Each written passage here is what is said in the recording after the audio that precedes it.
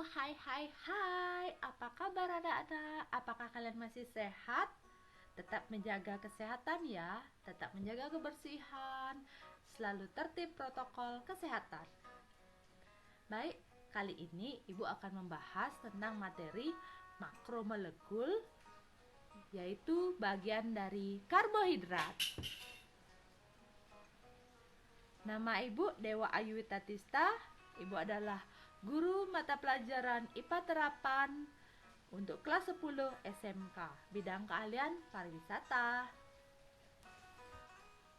Oke, simak gambar yang Ibu tampilkan di layar kalian. Apa sih yang kalian pikirkan tentang gambar tersebut? Ada jagung, ada roti, ada beras. Benar sekali. Gambar yang pertama adalah gambar contoh bahan-bahan makanan yang mengandung sumber karbohidrat. Kemudian yang di samping itu adalah menu-menu restoran yang banyak mengandung karbohidrat seperti pasta, nasi, roti, pizza, dan lain sebagainya. Tujuan pembelajaran kita kali ini adalah melalui kegiatan pembelajaran daring model problem-based learning tentang makromolekul, peserta didik diharapkan mampu menganalisis makromolekul karbohidrat, lemak, protein di bidang pariwisata dan menguji secara kualitatif kandungan karbohidrat, lemak, dan protein dalam bahan makanan yang digunakan di bidang pariwisata secara tepat dengan kritis, kreatif, kolaborasi, dan komunikasi sekaligus dengan sikap jujur, disiplin, peduli, dan bertanggung jawab. Apa sih manfaatnya belajar mengenai karbohidrat ini? Tujuannya atau manfaatnya adalah agar tumbuhnya kearifan dalam mengkonsumsi makanan dan menyajikan makanan untuk tamu di industri pariwisata menjadi tugas pendidik untuk menghasilkan generasi-generasi yang siap kerja, santun, mandiri, dan kreatif sesuai dengan misi SMK. SMK bisa ya. Kita masuk ke inti materinya. Yang bagian pertama yaitu pengertian karbohidrat. Karbohidrat atau yang sering disebut dengan hidrat arang adalah suatu zat penghasil kalori dengan angka kalori 4. Karbohidrat ialah suatu zat makanan yang mengandung unsur karbon, hidrogen, dan oksigen. Rumus karbohidrat, rumus empiris gula yaitu CH2O. Rumus molekulnya CH2O. Rumus molekul glukosa C6H12O6. Diartikan sebagai C6H2, H2-nya 6 kali. Yang kita sering kenal dengan gula. Gula ini merupakan hidrat dari karbon yang kita kenal dengan karbohidrat. Karbohidrat dipecah menjadi suatu molekul gula yang lebih sederhana seperti glukosa, fruktosa, dan galaktosa pada suatu sistem pencernaan. Molekul gula ini yang diserap oleh tubuh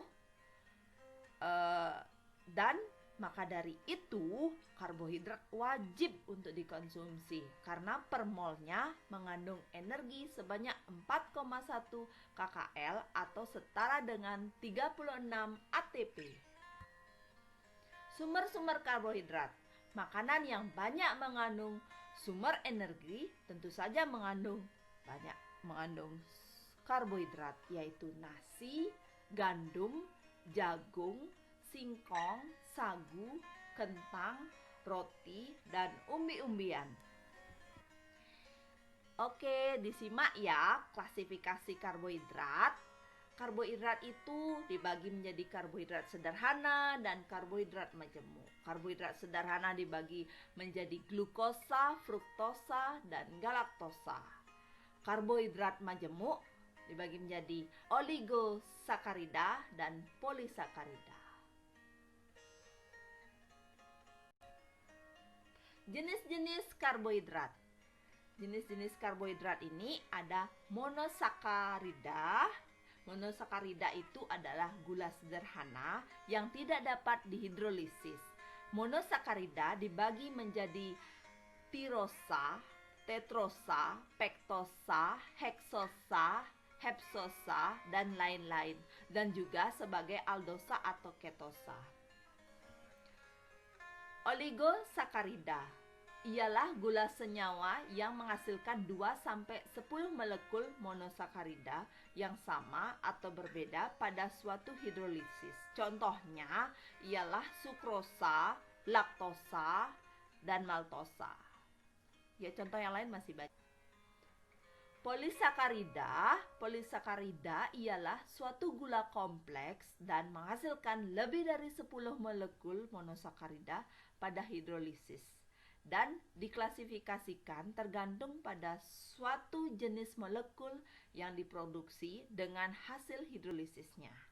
Contohnya ialah pati, glikogen, selulosa, dan pektin.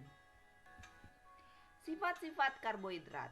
Sifat-sifat karbohidrat ada 3. Ada sifat umum, sifat fisik, dan sifat kimia. Sifat umum yaitu karbohidrat bertindak untuk sebagai cadangan energi, menyimpan bahan bakar, dan zat antara metabolisme, ribosa, dan gula deoksiriboksa untuk membentuk suatu kerangka struktural dari materi genetik, RNA, dan DNA.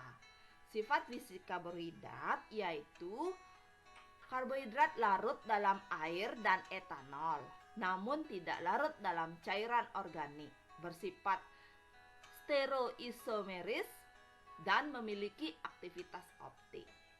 Sifat kimia karbohidrat yaitu sebagai molekul yang membawa energi yang dapat dipecah menjadi bentuk yang sederhana, yaitu monosakarida.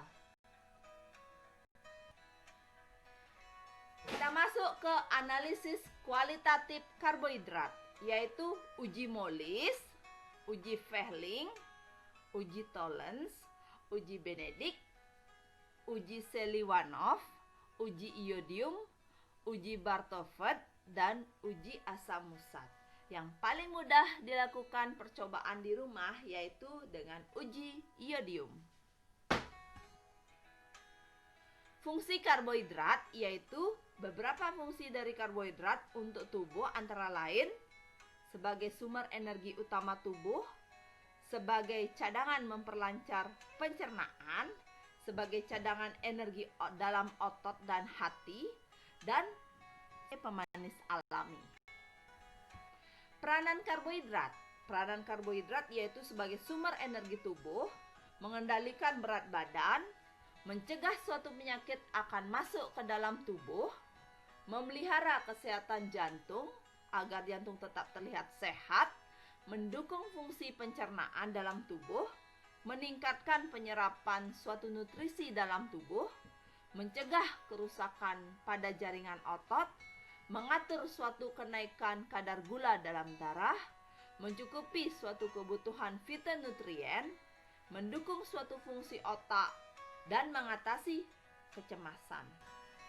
Gangguan akibat kekurangan dan kelebihan karbohidrat yaitu obesitas, diabetes, laktosa intoleran, galaktosemia, dan kurang kalori. Baik, itu saja materi dari Ibu. Saran Ibu yaitu kita harus mengkonsumsi karbohidrat dalam jumlah yang tepat. Semoga bermanfaat.